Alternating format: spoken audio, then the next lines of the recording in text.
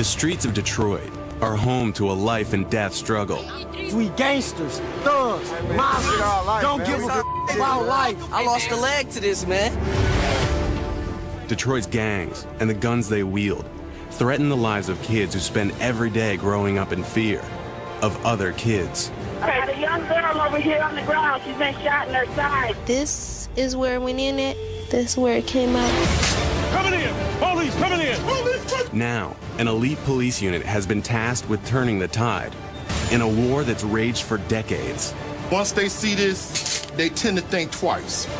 With aggressive tactics and unparalleled street smarts, they infiltrate a world of gangs, guns, and deadly consequences. You can't be perfect trying to control an imperfect world. Hands behind your back, don't mess it up. There's a whole lot of motherfuckers out here.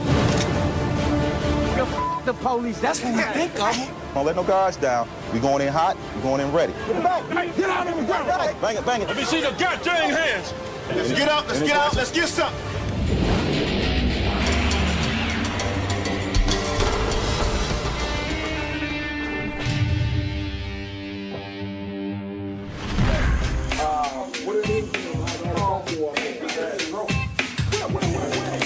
Everybody in? I really need all of y'all. I really do. I need the whole gang unit. I mean, you guys have came in early, and we try to hold you on the back end. I know we're working the mess out of you, but it is what it is. You know, don't come in thinking, okay, I'm gonna get an early Friday night a chance to go to the movie. You had to go to the movie on Saturday, matinee. So thank you for being very professional. Just keep up the good work. Let's be careful. Let's go. Come back to where y'all left, please, in one piece. Thank you. Detroit's first line of defense against gang violence is the police department's Gang Enforcement Unit, AKA the Gang Squad. We hunt the hunters. We get them before they're able to do anything. That's the whole concept. What's up, gentlemen? The squad is a 70-officer force that employs deep intelligence gathering and aggressive street enforcement to penetrate the world of gang culture. Our main focus are gangs, guns, and drugs, preferably guns. In the wake of a recent gang shooting at a school bus stop, the squad is hitting the streets in full force, Hands up, fella. making street-to-street searches and traffic stops. And their aggressive tactics aren't always understood by the people they protect. We get harassed 24/7 every day, though. Every day. And we ain't even do nothing. We get our civil rights violated in Detroit. This ain't the place to be, people. Stay in New York, New Jersey, Canada, Australia, whatever. Don't come to 313. If you get to that area code, you're doing something bad. They, for some reason, think we don't have nothing better to do than just ride around and mess with people until they're a victim. Every day is different. No day is the same. You'll hear people say we were on routine patrol. It's never routine. Put your hands, big fella. Put your hands up. Put your hands up. My man. At a gas station on Greenfield Road in northwest Detroit, officers Shooter, Pelly, and Hollywood stop a vehicle for what they suspect is an open intox violation, an open container of alcohol. Think about it. Cuff the driver. What they discover is a much deadlier brew. Go on, out. Now, if you move and make any sudden move, your nose gonna be splattered all over your face. Block 23, 40 cal. You definitely going to make it. 25 round extended clip. Definitely going. The extended clip on the handgun suggests it's being carried for more than just personal protection. And this is how we avoided a shooting. You notice how long that magazine was. Today was a hit day. You don't carry no gun that small with a magazine that long unless you're gonna take somebody out. Backseat of the car is full. You might want to hold on. Gun a day is a life saved, just like an apple a day keeps the doctor away. That's my MO. Detroit is a city of approximately 900,000 citizens, with one of the highest per capita murder rates in the U.S. It has also been hit harder by the economic downturn than any other major American city, with a nearly 30% unemployment rate. Kids in Detroit are now at greater risk to gang violence than ever before, And the availability of guns has made it easy for hard times to turn tragic. June 30th, 2009.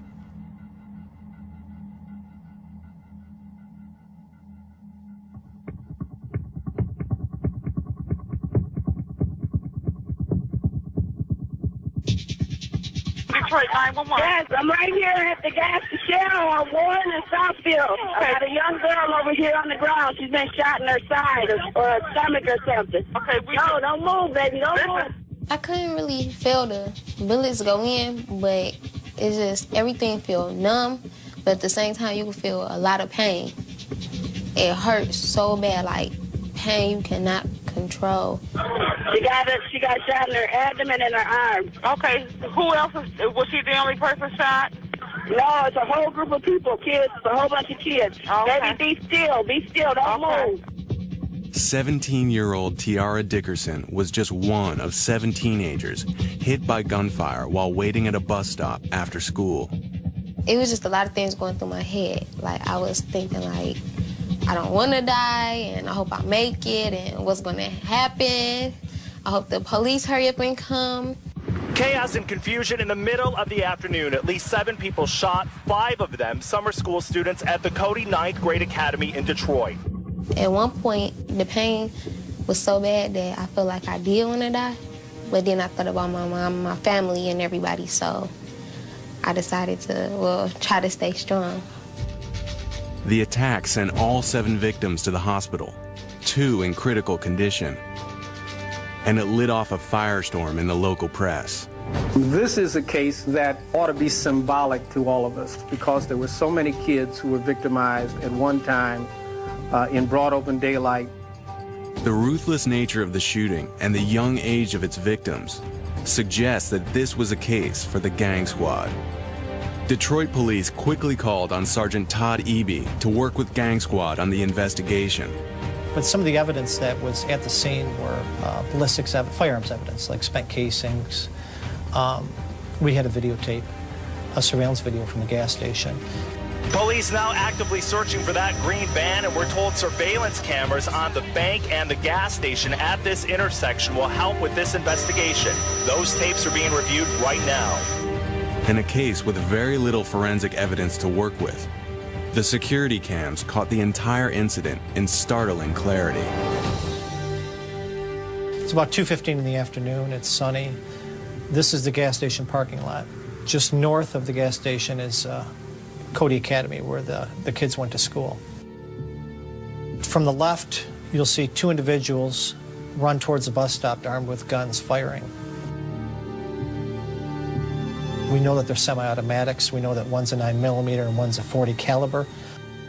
When the shooting begins, you can see the crowd scatter. Most run westbound, a few run south towards Warren.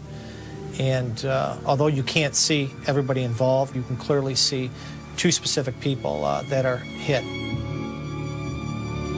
The whole incident takes 10 seconds, and there's probably about 15 shots that are fired during the course of that brief period of time. From the videotape and eyewitness accounts, Sergeant Eby quickly confirmed the incident was gang-related and that the motive was revenge. One of these people that was shot was a rival gang member, and the other 6 people that were shot were, for lack of a better term, collateral damage. Now, Sergeant Eby is teaming up with the Detroit Gang Squad to identify the shooters and hunt them down. We're headed to the gas station right now, and Officer who is a member of the gang squad, him and I are going to kind of reenact or reconstruct the crime scene. This man is an intelligence officer with the gang squad. Known for his sense of style, he goes by the code name GQ. To protect his identity, GQ's real name will not be revealed. So, it started over by this daycare. There's the 2 daycare workers saw them get dropped off and knew something was suspicious. They came back right here, took off their T-shirts, wrapped them around their face, and then made a beeline towards that.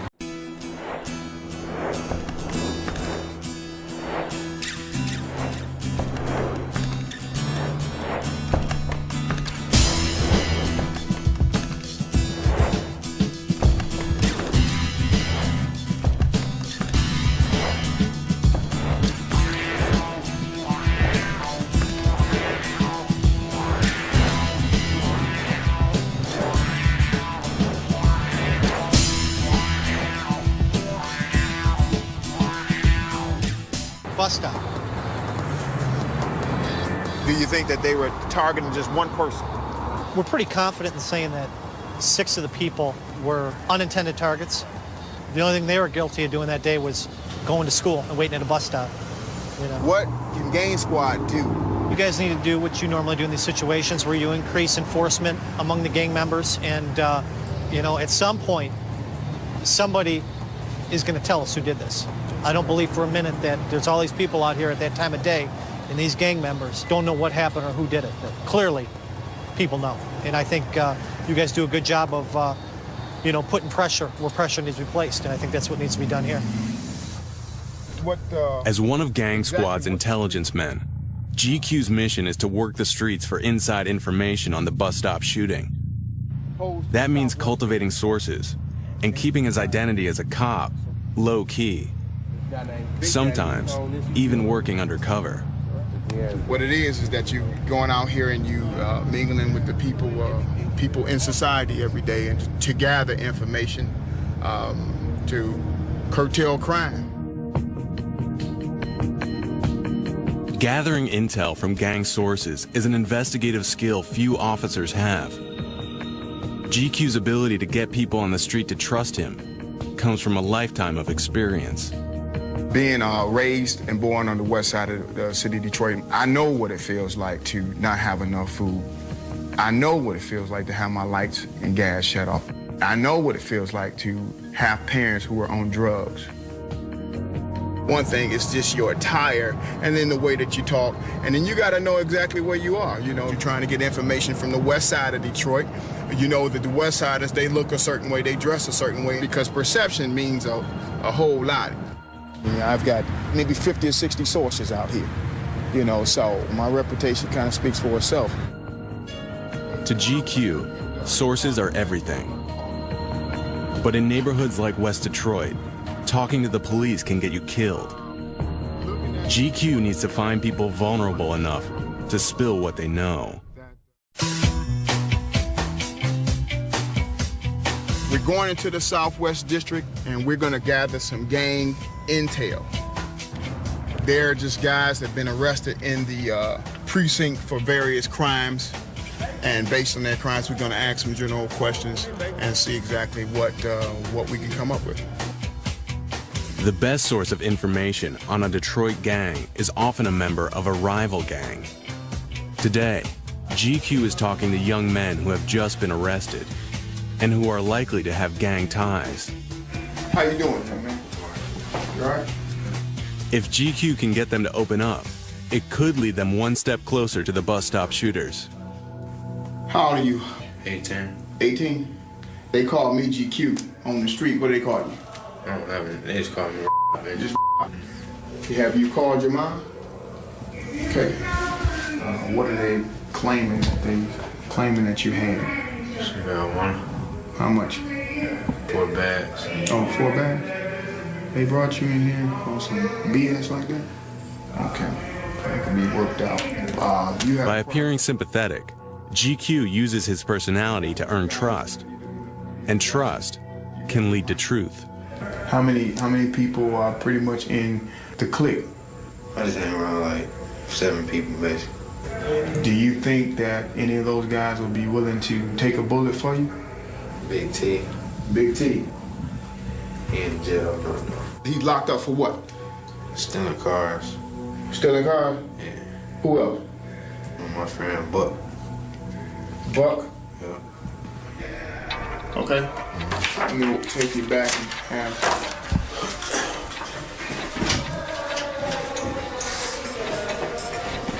I couldn't get him quite to give me the information that I really wanted and I was looking for, but that's a start. Hey man, how you doing? The next perp has been arrested in connection with a shooting known as an A1 charge. I understand you have a daughter or son? A son. Junior. Okay. Just thinking about my children. I know, man.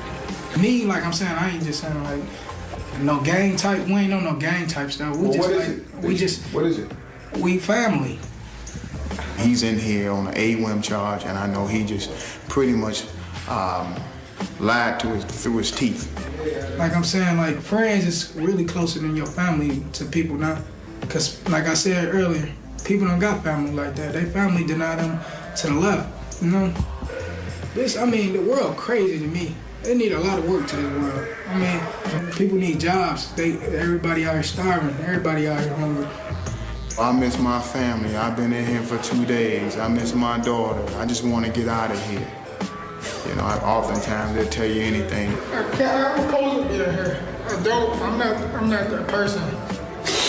I'm not. They're out there on the streets murdering, selling dope, and they come in here and they act like a bunch of 3-year-olds crying and whining all day long. So you just get used to people lying to you all day. Gang violence is youth violence. Kids in Detroit are often affiliated with a gang before they're even teenagers. Gangs here are younger, smaller, and less organized than in other metro areas.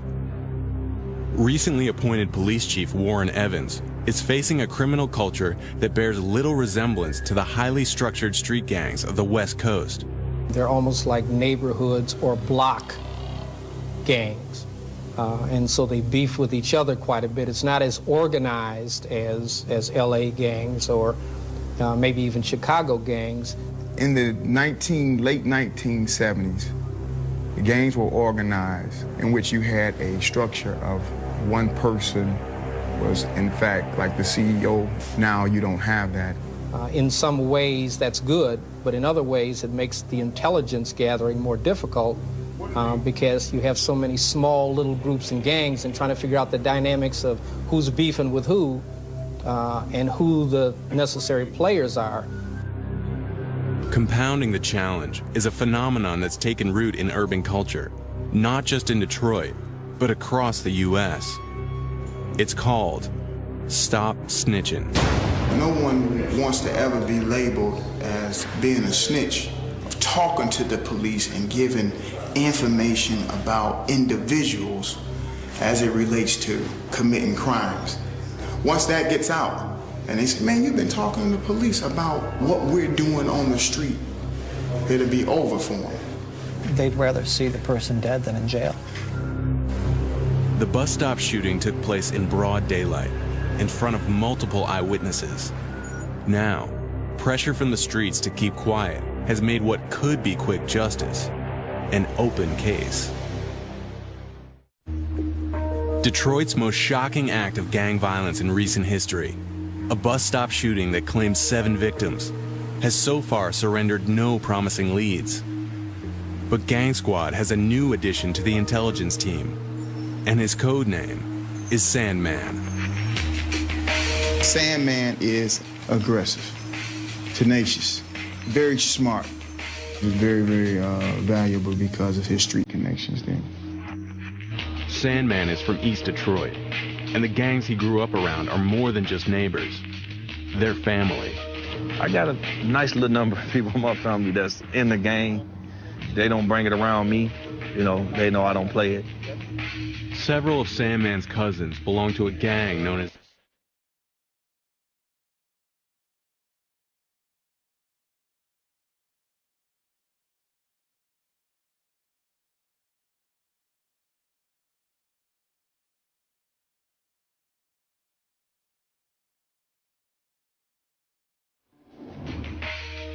Keeping personal relationships with gang members is a critical part of Sandman's strategy. Those relationships can lead to intel on the bus stop shooting. Hello? Yeah. Okay, don't run. You tell them motherfuckers don't run. I'm gonna call this number back as soon as I pull up on the block. I should be pulling up in maybe like 5 minutes. Okay.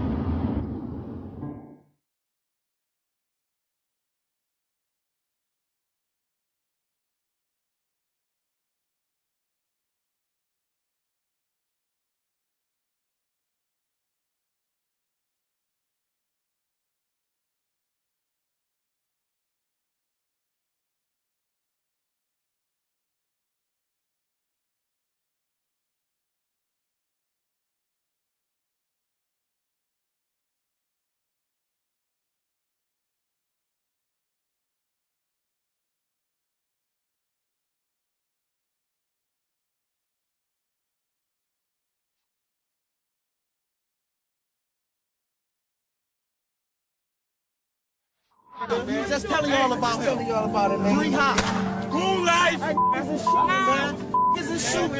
Don't get that. Living in the city of Detroit, it's so easy to get caught up in peer pressure and what other people actually think about you. Nobody want to be considered to be soft. You know, my father was a very good disciplinarian. I think if it had not been for him, I probably would have, succumbed to the streets. Most of my friends, they didn't make it. And, sometimes you have to think that some kids in these neighborhoods, they never get a chance to get out of the neighborhood. It's just getting, worse each year. And everybody has a mind of their own. So if somebody feel like they want to be in a gang and go kill somebody to get recognized, that's what they're going to do, no matter who tries to stop. See, murder, bitch. Bang, bang. It's real. If you ask them, what do you plan on accomplish out of the gang? They don't know. A lot of them don't. And that's the crazy part about it. A lot of them don't even know. And I wonder how many, if you ask them, like, so did you grow up in this neighborhood, that's gonna honestly tell the truth. They ain't even renting over here, let alone own something over here. They broke, they ain't got no money. If I'm gonna be in the gang, it's gonna be for a purpose. We finna get rich. You know what I'm saying? It's gonna be the millionaire club or something. It's not finna be no just to fight. That's crazy.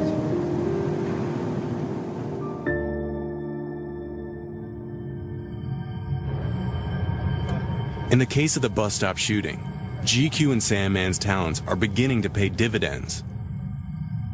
The gang responsible for the shooting is now believed to be a crew known as the Joy Road Hit Squad, one of Detroit's oldest and most violent gangs.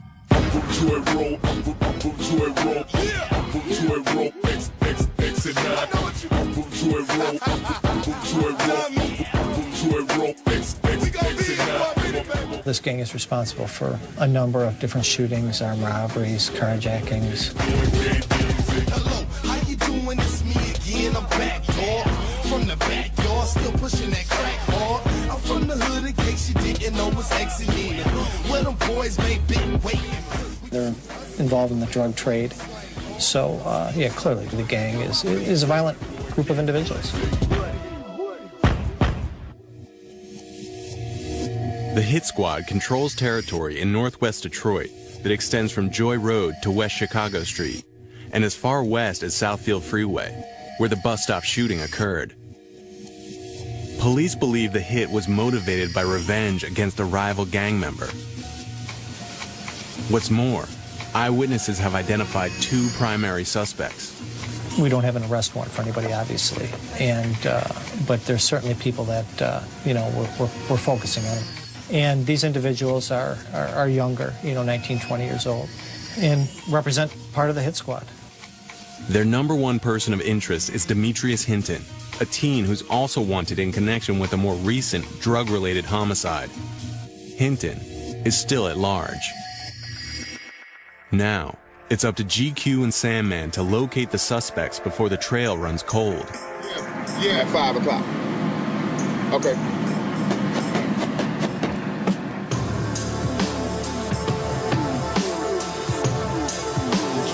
Behind an abandoned warehouse, where he can be certain of secrecy, GQ meets with an informant who has ties to the Joy Road Hit Squad. GQ's line of questioning is simple. Where is Demetrius Hinton? The motherfucker is public enemy number one in Detroit as far as we're concerned. The shooters are. And we're not gonna let up until we turn over every rock to find the guy. Where do you think that he would go? Where would a 15, 16-year-old go? Somewhere with some family. It had to be somewhere with some family. Wyoming. The source delivers and gives GQ the latest intel on the Hit Squad and the whereabouts of their prime suspect. From meetups like this one, Gang Squad is able to come up with a location on Demetrius Hinton. Demetrius Hinton, we just found out he's been in Minnesota for the last 4 days. So he's down there rolling. He's selling dope. Source don't know exactly where in Minnesota, but apparently that the kid used to roll for the source. So, any other units know about this source? No. I just got it today in the last 30 minutes. He is aware that we're looking for him. I don't even think so. I don't even think he knows. That's why he says I'm out. I do have his associates here. This is right-hand man. They're not involved, right? Not involved, but they're part of the hit squad, no. so. Oh, yeah. Do a full workup on each and every one of them, meaning we know all of their associates and also family members, girlfriends, and stuff like that, just in case, they try to get in touch with each other, which is probably going to happen. That's right. That's right. It's a waiting game. And as soon as the suspects surface, the squad will be ready to strike.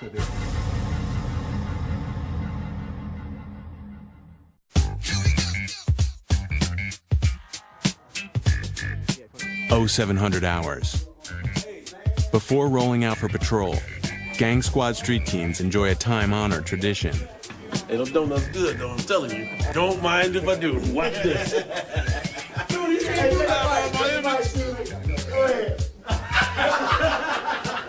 This is how we uphold our image. I'm gonna uphold it today. Donuts good, aren't you? Delicious, number one.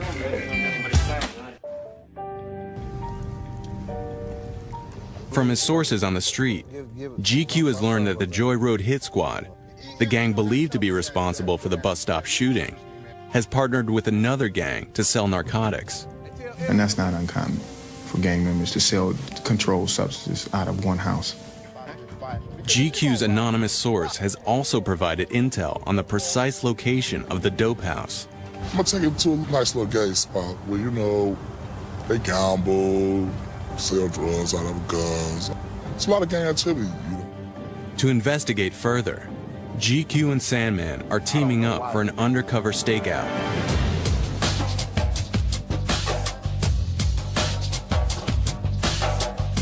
In civilian clothes, they're on their way to the territory of a gang known as BCB. GQ leads the way and Sandman follows behind in an unmarked van with our camera crew. Going into the area of BCB, which stands for Burgess, Chapel, and Bentler. This little gang that's right up here. The way this truck's on, we might not go far.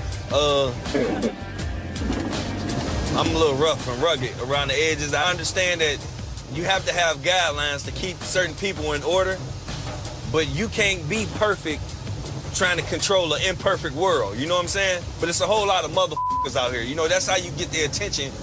The guy that you trying to restrain, he trying to knock your head off.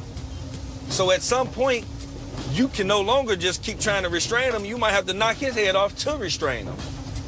And that's what a lot of the citizens don't understand. And the citizens that do complain a lot, they wouldn't even come out here and do this job if you paid them twice what I get paid. Okay, two. Okay. We're gonna go around here and see what they got going on right here. Can you see these guys right here? I don't believe he put me right here at the damn door. But, gee, I don't believe you put me this close, man. I'm like, I might as well go on that porch with him. GQ and Sandman are now parked directly in front of a multi-gang stronghold. Being identified as cops could put an end to their investigation and possibly turn deadly. For the rest of the operation, our cameras will stay concealed in the rear of the undercover van. Now let's see what this clown does. Look like a marijuana smoker, you think? You see his left hand? See how it's clenched? Like you got some money rolled up in it. Let's see what he does. Yep. Gotta go give me a bag of weed. You see, you can always tell about the buyers. There's dope house protocol. And you want to have your money in hand, ready. They might try to shut down, you know what I'm saying? A van just pull up, ain't nobody get out, so I'm gonna go act like I'm being interested in the house.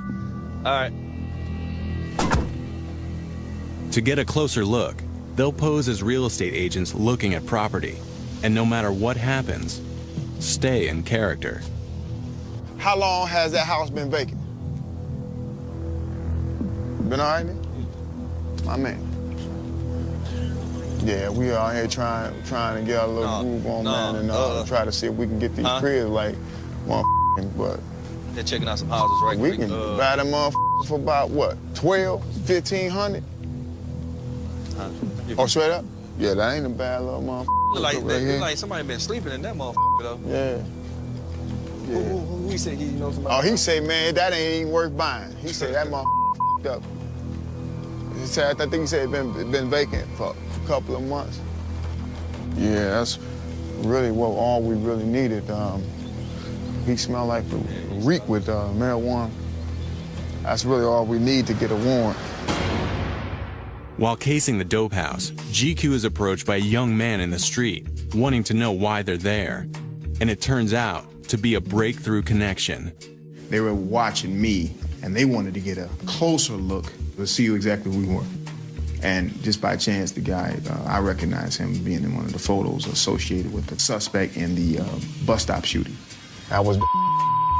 That's one of the target guys, associates of the guy that we're looking for murder. GQ and Sandman could take the suspect in for questioning, but that would blow their cover and alert the gang that they're being watched. Instead, they'll use what they've learned to get a warrant and penetrate further. The three individuals that we encountered, they all reeked of marijuana. That, plus IDing a person linked to the bus stop shooting, is probable cause. As you can see, they're young guys, late teens to early to mid-20s, just as described by the source. So that should be enough. With no idea that we're the police. Shaking hands with the devil.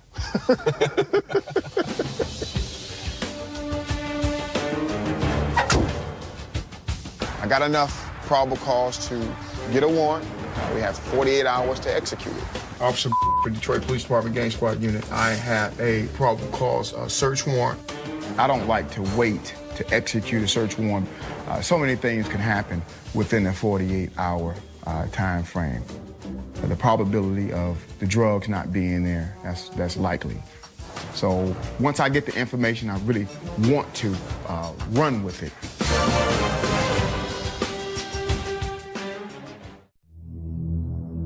At Detroit Gang Squad headquarters, GQ phones the DA's office to get permission to process a warrant.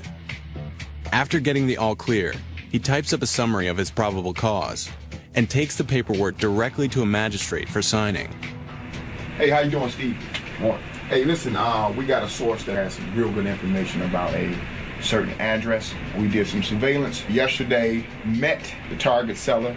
Also, there could be an individual that's wanted for murder and 8 counts of attempt murder related to that bus stop incident earlier this year. I need to see it in writing. If it's not in writing, it doesn't exist. I got it approved to the assistant prosecutor this morning over the phone. Swear affirm the contents of the affidavit to support the warrant? I do.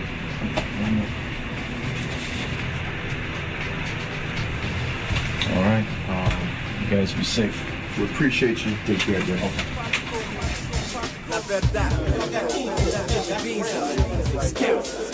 Warrant in hand, Gang Squad mobilizes for an immediate raid on the BCB drug house.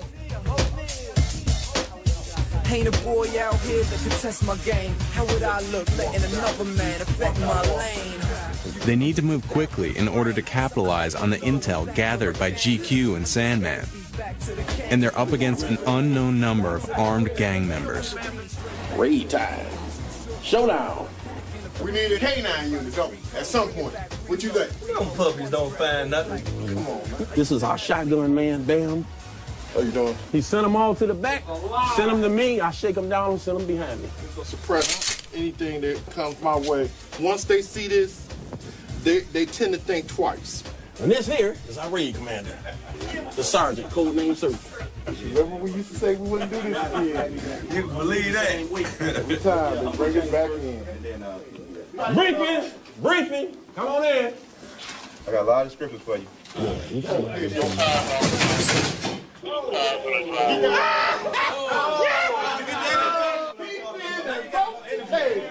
Hey, Hey, 400 gangster. Look at that. Bust that sucker into. It was weak. You tore your pants. Hey, you look like a gingerbread cookie. The table was broke, man. What am I supposed to do? We got the vans? It was weak. Let's get on with this. Buddy up. Okay, gonna do the search warrant. That's gonna be a one-story, greenwood frame, single-family dwelling. It's gonna be a black male, 19 to 23 years of age, wearing a black jogging suit. Possible name of the. So who I got on shotgun? I am. All right, Ruff, you shotgun. Who's back up? Shooter. Rep, where you gonna be? Prisoner security. All right. This is a house that's being operated by BCB gang members, Bentley, Chapel, and Burgess. You know, they terrorize that neighborhood. They do a lot of robberies. Going to be guns inside those cars. Going to be guns on those persons. If we encounter fire coming out, we're gonna take cover. I'll declare the barricaded gunman. No one fire into the house if you hear shots inside. Clearly defined target. Clearly defined target. You can't see, don't shoot. Don't let your shit down. Don't let no guards down. We going in hot. We going in ready. All right. Everything to me is ready to rock. Okay. I got one rule. Y'all come back to this briefing the way y'all left it. All right. Hold on. We gotta say our prayer. Prayer first. Father, we thank you for this day. We thank you for the spirit that you have with us, oh Father. Just carry us, oh Father. Stay with each and every one of us, oh Father. Deliver us safely to this location. Deliver us safely back. As your Son, Jesus Christ, has laid the footsteps, we thank you for the Holy Spirit that travels with us at this safety time. In Jesus' name, let everyone say Amen. Let's get out. Let's get out. Let's get something. Let's do it. Bang it, bang it. Get back. Get back. Get out of here. Look, I got 2 herniated discs. I can't. Man, get your ass on the damn car. Quit playing. Herniated disc my ass. Yeah, we got the jack. Get the cars. Let's hear it. I want everybody in the car.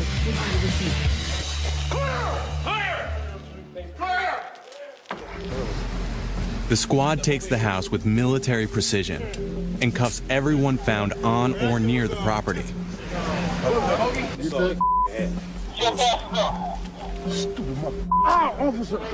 Got him in custody. But until the entire house is secure and all guns are found, no one can rest easy.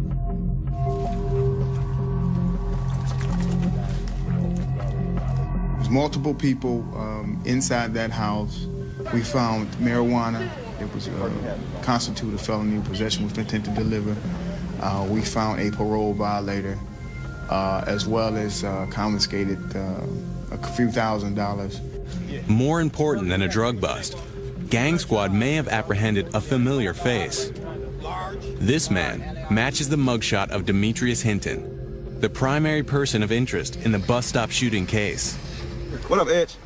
Hey, we think we might have this Hinton cat in custody. We trying to match him up against the pictures. He look like him, but we still want to make sure. Look exactly like him. Yeah, we want to be sure though. Yep. But we're hoping that he may be the person involved in the shooting. That's what we're hoping. If it's not him, he's a hell of a twin brother. Yeah, he got a heck of a twin. Detroit's Gang Squad may have just cracked the bus stop shooting case, but they'll need to check fingerprints to determine if they've collared the right man, and it will take forensics to link him to the crime. The suspect is also wanted for a more recent shooting, a homicide in which Detroit police recovered a 9mm handgun. Proving a match between that gun and shell casings recovered from the bus stop shooting will take the case to the next level. We're trying to draw comparisons between the gun and the casings. The gun that was used in the homicide, obviously, and the casings that were left at the scene. Detroit's own ballistics lab was recently shuttered after too many errors were found in its exam results. So it's at the state crime lab that both gun and shell casings undergo rigorous testing to determine a match. So in this case, we were asked to look at several 9mm fired cartridge cases, and we were given a Glock 9mm pistol.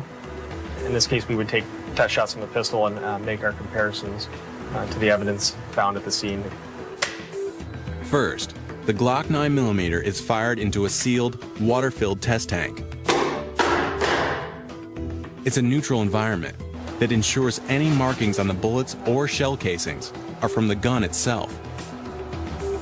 Then, the test rounds can be compared to shell casings recovered from the bus stop using a comparison microscope. When fired, every gun leaves a unique signature on both bullet and casing. These striations are as individual as fingerprints and can be used to determine a certifiable match between guns and the crimes they're used to commit.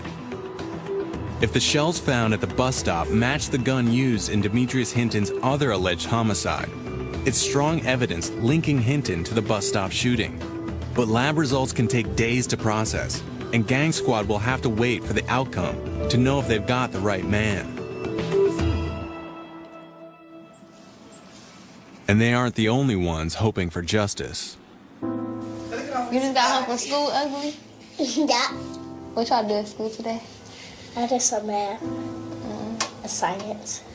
You ain't learned nothing? She'll never do nothing. For 17-year-old Tiara Dickerson, the bus stop shooting isn't a newspaper headline or a case to solve. It's a reality she and her family struggle to overcome every day. My first surgery was in my arm. It's a metal pin and screws down here to keep it together, and it's gonna be there forever. They had to repair about 7 different things in my stomach. My intestines, I know that they had to put back together. I was there when it happened. It was crazy. Yeah. It was real sad, yeah. She was just laying there so little and just almost lifeless. A lot of things that I knew always could happen, I never thought it could happen to me. It helped me realize that it can happen to anybody, no matter who you are, how old you are, or where you are. It can happen to anybody at any time. Now I really don't like to be alone. I don't like the dark, and I don't like to be around as many people that I don't know. And I really don't like to stand at a bus stop anymore. You know, you think about your own family, and you think about how a kid who could, you know, be doing the right thing, going to school, and just standing by a bus stop, ends up with the inability to ever have children, and, you know, wear a colostomy bag the rest of their life. You know, and, you know, the worst thing they ever did that day was get out of bed and go to school. Tiara is nearing a full recovery. But there are thousands of kids in Detroit who aren't so lucky. What are some of your dreams? So my dreams? To get better. I want to, hopefully I heal up all the way and then graduate high school and go to college, maybe in Florida, or stay here and go to college and become a lawyer, or I'll become a counselor and work with kids. We prayed real hard, and it worked, so I'm glad she okay. I don't mess with y'all. Unless y'all up here making noise. Same person I said.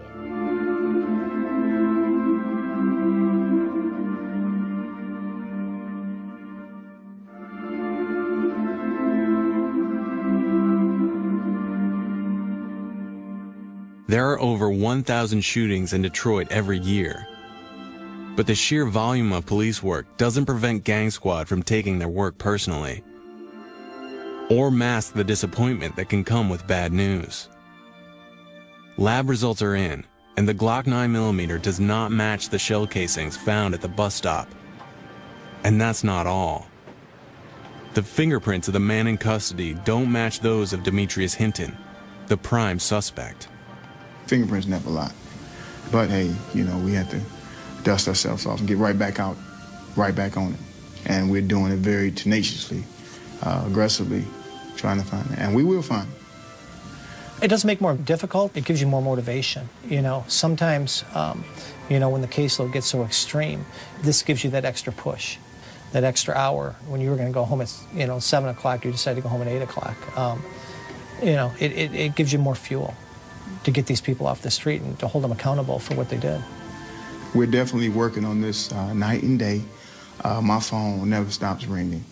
And I treat each incident as if it was somebody in my family, you know, and I think that's what drives me.